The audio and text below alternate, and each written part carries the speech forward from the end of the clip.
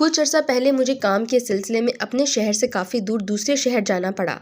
جہاں جانا تھا اس کی مسافت ہمارے شہر سے 16 گھنٹے کی تھی۔ چنانچہ میں نے ریل گاڑی کو سفر کا ذریعہ بنایا۔ کام سے فراغت میں 3 دن لگ گئے۔ چنانچہ اپنے کام نپٹا کر میں نے واپسی کے لیے راحت سفر باندھا اور ریلوے اسٹیشن پر آ گیا اور ٹکٹ لے کر پلیٹ فارم پر ایک خالی بینچ پر بیٹھ گیا۔ ٹرین کے آنے میں ابھی 1.5 گھنٹہ باقی تھا۔ اسی اثنا میں ریلوے اسٹیشن کی مسجد سے مغرب کی اذان کی آواز بلند ہوئی تو میں نے فوراً مسجد کا رخ کیا، وضو کر کے باجماعت نماز ادا کی۔ اللہ رب العزت کی بارگاہ میں سجدہ ریزی کے بعد تسبیحات، ذکر، اذکار اور اپنے مرشد سرکار کے بتائے ہوئے وظائف پورے کرنے کے بعد دوبارہ پلیٹ فارم پر آ کر بیٹھ گیا۔ میرا شروع سے ہی ایک معمول ہے، وہ یہ کہ میں ہمیشہ گھر سے باہر جانے سے پہلے آیت الکرسی کی تلاوت کرتا ہوں اور پھر گھر سے باہر جانے کی دعا پڑھ کر باہر نکلتا ہوں۔ یہ اس معمول کی برکت ہے کہ اللہ کریم نے مجھے ہمیشہ حادثات سے محفوظ رکھا ہے۔ اس پلیٹ فارم پر رش بہت زیادہ تھا۔ سورج غروب ہو چکا تھا۔ پلیٹ فارم پر ایک مریل سا بلب روشن تھا جس کی برائے نام روشنی تھی۔ میری بائیں جانب 50-60 مرد و زن پلیٹ فارم پر بیٹھے تھے جن کے لمبے لمبے قد تھے اور وہ سب چوغے پہنے ہوئے تھے جن کی وجہ سے ان کے چہروں کے نئے نقش واضح نظر نہیں آ رہے تھے۔ وہ آپس میں دھیمے لہجے میں بات کر رہے تھے۔ ان کی آوازیں مکھیوں کی بھنبھناہٹ سے مشابہ تھیں۔ ان لوگوں کی نقل و حرکت سے میں نے اندازہ لگایا کہ یہ لوگ کسی شادی کی تقریب میں جا رہے ہیں۔ کچھ دیر کے بعد ٹرین آ گئی مگر اس میں سے کوئی بھی مسافر نیچے نہیں اترا۔ وجہ یہ تھی کہ پوری ٹرین خالی تھی اور ٹرین کی طرف ایک ہی لمبی اور بڑی سی بوگی تھی۔ چنانچہ انہی کے ساتھ میں بھی ٹرین میں سوار ہو گیا اور ایک سنگل سیٹ پر بیٹھ گیا۔ جیسے ہی سب لوگ سوار ہوئے ٹرین چل پڑی۔ پہلے تو ٹرین سست رفتار سے چلتی رہی اور پھر ایک دم اس نے رفتار پکڑ لی اور اتنی تیز رفتار سے چلنے لگی جس طرح کوئی ہوائی جہاز فضا میں اڑنے سے پہلے رن وے پر دوڑتا ہے۔ پھر دیکھتے ہی دیکھتے یوں محسوس ہوا جیسے ٹرین زمین سے اوپر کی طرف اٹھ رہی ہے اور چند لمحوں کے بعد ٹرین جہاز کی طرح فضا میں اڑنے لگی اور ٹرین کا ریلوے لائن پر چلنے کا شور بھی ختم ہو گیا۔ ٹرین فضا میں بلند ہوتی جا رہی تھی۔ مجھے بڑا عجیب سا محسوس ہوتا جا رہا تھا کہ یہ کیا ماجرا ہے۔ ایسا لگ رہا تھا جیسے میں جہاز میں بیٹھا ہوں۔ مجھے کچھ خوف اور گھبراہٹ محسوس ہوا تو میں نے درود شریف کا ورد شروع کر دیا اور اپنا دھیان ہٹانے کے لیے باہر دیکھنے لگا مگر سوائے گپ اندھیرے کے مجھے کچھ بھی نظر نہیں آ رہا تھا۔ حیرت کی بات یہ تھی کہ یہ ٹرین انتہائی تیز رفتار سے چل رہی تھی مگر کوئی شور نہ تھا اور نہ ہی بوگی کی کھڑکیوں سے تیز ہوا اندر آ رہی تھی۔ اور دوسری حیرانگی کی بات یہ تھی کہ ٹرین میں سوار تمام افراد مجھے یکسر نظر انداز کیے ہوئے تھے۔ درود پاک کی تلاوت سے مجھے بہت سکون محسوس ہوا اور سارا ڈر، خوف اور گھبراہٹ بھی ختم ہو گئی۔ ٹرین اسی طرح فضا میں اڑتی رہی اور 3 گھنٹے کی پرواز رہی اور پھر ٹرین آہستہ آہستہ نیچے اترنے لگی اور ایک دم ٹرین کے پہیوں کا شور آنا شروع ہو گیا۔ چند منٹ کے بعد ٹرین ایک اسٹیشن پر رک گئی۔ میں بھی ان لوگوں کے ساتھ نیچے اترا اور مجھے حیرت کا جھٹکا لگا کہ یہاں دن تھا، سورج نکلا ہوا تھا، سب لوگ ایک جانب چل پڑے تو میں بھی ان کے پیچھے پیچھے چلنے لگا۔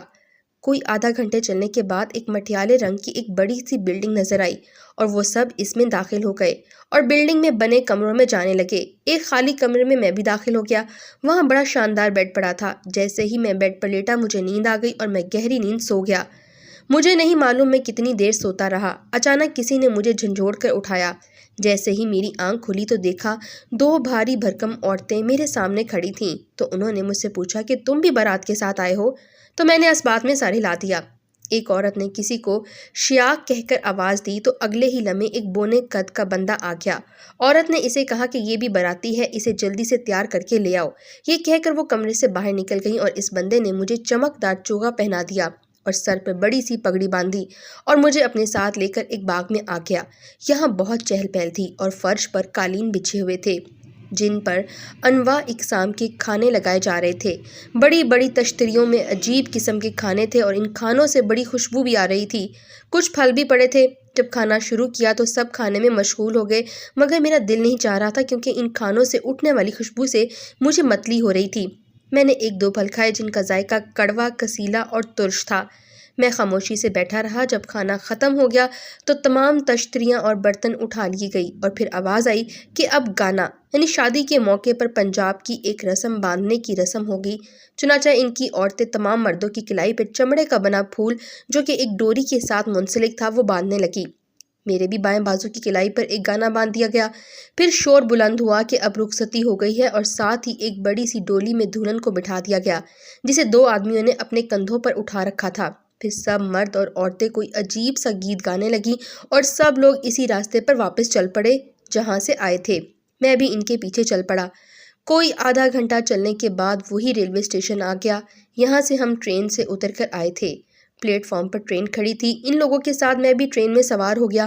جیسے ہی سب لوگ سوار ہوئے اگلے ہی لمحے ٹرین چل پڑی جیسے انہی کے انتظار میں رکی ہوئی تھی۔ ٹرین چلتے چلتے پہلے کی طرح زمین سے فضا میں اڑنے لگی۔ جب آئے تھے تو یہ سب لوگ آرام سے سفر کرتے رہے، مگر اب ایک دھماکہ چوکڑی شروع ہو گئی۔ سب مرد اور عورتیں ناچنے لگیں اور اونچی اونچی آواز میں گیت گانے لگے۔ وہ کون سی زبان تھی، کیا گا رہے تھے، کیا بول رہے تھے، مجھے کچھ سمجھ نہیں آ رہی تھی۔ کافی دیر وہ ہلا گلا کرتے رہے اور میں ٹرین کے ڈبے میں ایک کونے میں دبک کر بیٹھا رہا۔ پھر وہ سب ایک دم خاموش ہو گئے اور اعلان ہوا کہ اب دلہن اپنے ہاتھ سے تمام مردوں کو مٹھائی کھلائے گی اور دولہا سب عورتوں کو مٹھائی کھلائے گا۔ سب لوگ آمنے سامنے ترتیب سے بیٹھ گئے۔ ایک جانب عورتوں کی قطار بن گئی اور دوسری جانب مرد بیٹھ گئے۔ دولہا اور دلہن اپنی اپنی جگہ سے اٹھے اور دونوں نے ایک ایک تھال مٹھائی کا اٹھا لیا۔ دولہا عورتوں کی طرف چل گیا اور دلہن مردوں کی طرف آ گئی۔ دلہن جیسے ہی کسی مرد کے پاس آتی وہ منہ کھولتا اور دلہن مٹھائی کا ٹکڑا اس کے منہ میں ڈال دیتی۔ اسی طرح دولہا عورتوں کو مٹھائی کھلانے لگا۔ میں مردوں والی ٹرین کے آخر میں بیٹھا تھا۔ جیسے ہی دلہن میرے قریب آئی اور اس نے اپنے ہاتھوں سے مٹھائی کا ٹکڑا میرے منہ میں ڈالنے کے لیے ہاتھ آگے بڑھایا تو میری نظر اس کے چہرے پر پڑی۔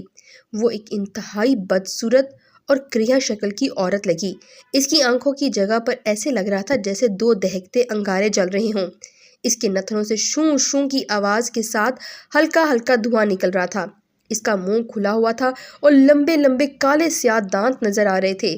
میں اس کے چہرے کی طرف دیکھ ہی رہا تھا کہ اس کے ہاتھ کی انگلی میرے گال پر ہلکی سے ٹکرائی۔ مجھے ایسے لگا جیسے سخت گرم سلاخ کا کونا چھو گیا ہو۔ میری ایک دم چیخ نکل گئی اور میں تھوڑا پیچھے ہٹ گیا۔ میری چیخ کی آواز سن کر وہ سب میری طرف متوجہ ہو گئے۔ دلہن پیچھے ہٹ گئی تو انہوں نے مجھے مضبوطی سے پکڑ لیا۔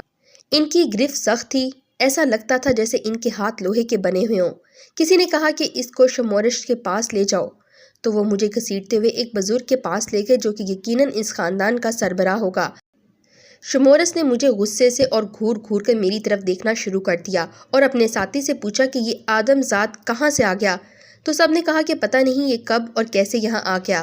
خوف سے میری تھکی بند ہوئی تھی تو شمورس نے حکم صادر کیا کہ اس آدم ذات کو گاڑی سے باہر پھینک دو، یہ کہاں سے رنگ میں بھنگ ڈالنے آ گیا ہے۔ پھر وہ مجھے گھسیٹتے ہوئے دروازے کی طرف لے گئے۔ اب مجھے اپنی موت سامنے نظر آ رہی تھی۔ میں نے آیت الکرسی اور درود پاک کا ورد شروع کر دیا۔ انہوں نے گاڑی کا دروازہ کھولا اور چلتی گاڑی جو کہ فضا میں جہاز کی طرح اڑ رہی تھی مجھے باہر پھینک دیا۔ میں تیزی سے نیچے زمین کی طرف گرنے لگا اور ہاتھ پاؤں چلا رہا تھا۔ میرے ہاتھ پاؤں شل ہو گئے۔ میں جوں نیچے کی طرف آ رہا تھا میری ہمت جواب دے رہی تھی۔ پھر اچانک یوں ہوا کہ مجھے ایسا لگا جیسے 2 مہربان ہاتھوں نے مجھے تھام لیا ہے اور اب میں ایسے فضا سے زمین کی طرف آ رہا تھا جیسے خلاباز پیراشوٹ کے ذریعے زمین پر اترتے ہیں۔ اب میں بڑے آرام سے زمین پر آ رہا تھا۔ جیسے ہی زمین کے نزدیک پہنچا میرا ذہن تاریکیوں میں ڈوب گیا اور مجھے کچھ ہوش نہ رہا۔ پتہ نہیں کتنی دیر میں نیند یا بے ہوشی میں رہا ہوں گا۔ میری آنکھ اس وقت کھلی اور ہوش آیا جب ٹرین کے انجن نے تیز ہارن بجایا۔ میں یک لخت بیدار ہو گیا۔ پہلے تو مجھے سمجھ نہیں آئی کہ میں کہاں ہوں، مگر چند لمحوں کے بعد مجھے ادراک ہوا میں تو اسی ریلوے اسٹیشن کے پلیٹ فارم پر ہوں جہاں سے میں نے اپنے شہر واپس آنا تھا اور نماز مغرب کی ادائیگی کے بعد ٹرین کے انتظار میں بیٹھا تھا۔ ٹرین نے روانگی کے لیے ہارن دیا تو میں نے اپنا بیگ اٹھایا اور دوڑ کر ٹرین کے ڈبے میں سوار ہو گیا اور ایک خالی سیٹ پر بیٹھ گیا۔ میرے جسم کا رواں رواں دکھ رہا تھا۔ جوڑ جوڑ سے درد کی ٹیسیں اٹھ رہی تھیں۔ مجھ سے سیٹ پر بیٹھا بھی نہیں جا رہا تھا۔ میرا پورا جسم بخار سے تپ رہا تھا۔ سر درد کے مارے پھٹا جا رہا تھا۔ گاڑی چل پڑی۔ اگلے اسٹیشن پر گاڑی رکی تو کچھ مسافر نیچے اترے اور ایک برتھ خالی ہو گئی۔ میں فوراً برتھ پر لیٹ گیا اور گزرے ہوئے واقعات پر غور کرنے لگا تو میری ریڑھ کی ہڈی میں سرد لہر دوڑ گئی۔ میں کن حالات سے گزرا ہوں؟ میں نے آیت الکرسی، دیگر آیات مبارکہ اور درود پاک کا ورد شروع کیا تو مجھے کچھ سکون محسوس ہوا، مگر میرے گال پر جہاں دلہن کی انگلی ٹکرائی تھی وہاں سخت جلن اور درد ہو رہا تھا۔ جسم پر کوئی سخت گرم لوہا یا کوئی اور چیز لگنے سے جلنے کے بعد جو شدید جلن ہوتی ہے۔ گاڑی ایک اسٹیشن پر رکی تو پتہ چلا یہاں ٹرین کا 20 منٹ کا اسٹاپ ہے۔ میں ہمت کر کے گاڑی سے نیچے اترا اور اس اسٹیشن کی مسجد میں وضو کر کے نماز عشاء ادا کی تو کافی حد تک میری طبیعت میں سکون آ گیا۔ مجھے بھوک بالکل بھی نہیں تھی، لہٰذا میں نے پانی کا ایک گلاس پیا اور برتھ پر لیٹ گیا۔ گاڑی کب چلی مجھے نہیں معلوم، کیونکہ برتھ پر لیٹتے ہی مجھے نیند آ گئی تھی۔ اگلی صبح جب میں بیدار ہوا تو میری طبیعت کچھ بہتر تھی، مگر گال کی جلن بددستور تھی۔ خدا خدا کر کے گاڑی میرے شہر پہنچی تو میں نے اپنا بیگ اٹھایا اور ریلوے اسٹیشن سے باہر آ کر رکشہ لیا اور اپنے گھر جانے کی بجائے سیدھا اپنے پیر صاحب مرشد سرکار کی خدمت میں حاضر ہوا۔ سلام اور ان کی قدم بوسی کے بعد کچھ بولنے لگا تو انہوں نے ہاتھ کے اشارے سے روک دیا۔ فرمانے لگے، مجھے سب کچھ معلوم ہے تم پر کیا بیتی۔ پھر فرمانے لگے کہ خوش نصیب ہو جو جنات کے درمیان اتنی دیر رہے اور اس چڑیل جو کہ دلہن کے روپ میں تھی سے بال بال بچے۔ اگر تم وہ مٹھائی کھا لیتے تو بس پھر۔ اتنا کہہ کر مرشد خاموش ہو گئے۔ پھر فرمانے لگے کہ اللہ تعالیٰ کا لاکھ لاکھ شکر ہے کہ تم جنات کے چنگل سے باحفاظت نکل آئے۔ یہ اللہ کے پاک کلام، آیات ربانی اور وظائف کی برکت ہے کہ تمہیں کچھ نہیں ہوا۔ پھر مرشد پاک نے مجھے دم کیا ہوا اور 2 تعویذ لکھ کر دیے کہ ایک پانی میں گھول کر پینا اور دوسرے تعویذ کو نہانے والی بالٹی میں ڈال کر اس پانی سے نہا لو۔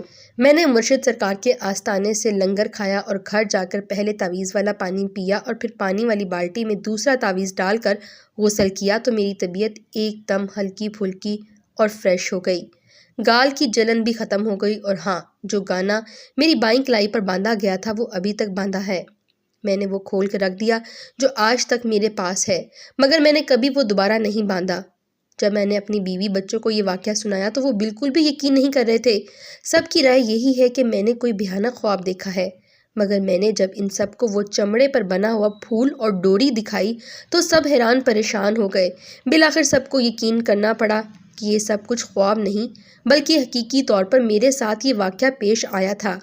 میں جب بھی کبھی اس بھوت ٹرین کے سفر کو یاد کرتا ہوں تو تمام واقعات میرے سامنے اس طرح آ جاتے ہیں جیسے سینما اسکرین پر کوئی فلم چل رہی ہو، اور خوف سے میرے رونگٹے کھڑے ہو جاتے ہیں۔ بھوت ٹرین کا یہ سفر مجھے کبھی بھی نہیں بھولتا۔